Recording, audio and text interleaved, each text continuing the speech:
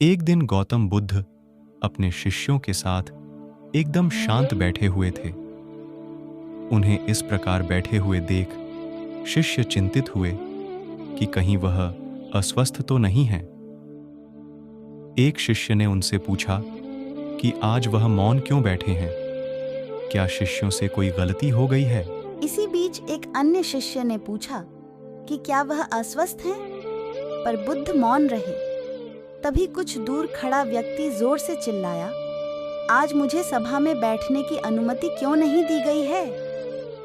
बुद्ध आंखें बंद करके ध्यान मग्न हो गए। वह व्यक्ति फिर से चिल्लाया, मुझे प्रवेश की अनुमति क्यों नहीं मिली? इसी बीच एक उदार शिष्य ने उसका पक्ष लेते हुए कहा कि उसे सभा में आने की अनुमति प्रदान की जाए।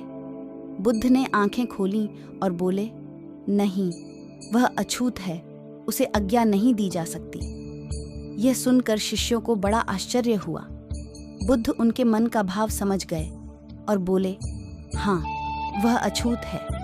इस पर कई शिष्य बोले, हमारे आश्रम में जात पात का कोई भेद ही नहीं, फिर वह अछूत कैसे हो गया? तब बुद्ध ने समझाया, आज वह क्रोधित होकर आया है। क्रोध से जीवन की एकाग्रता भंग होती है। क्रोधी व्यक्ति प्राय मानसिक हिंसा कर बैठता है। इसलिए जब तक वह क्रोध में रहता है तब तक अछूत होता है। इसलिए उसे कुछ समय एकांत में खड़े रहना चाहिए। क्रोधित शिष्य भी बुद्ध की बातें सुन रहा था।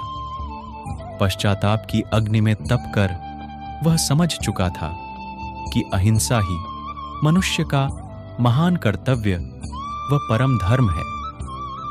वह बुद्ध के चरणों में गिर पड़ा और कभी क्रोध न करने का प्रण लिया।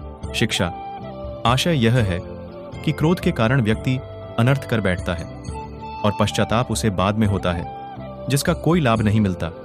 इसलिए हमें क्रोध नहीं करना चाहिए। असल मायने में क्रोधित व्यक्ति अछूत हो जाता है और उसे अकेला छोड़ देना चाहिए। क्रोध करने से तन, मन और धन तीनों की हानि होती है। क्रोध से ज्यादा हानिकारक कोई और वस्तु नहीं है।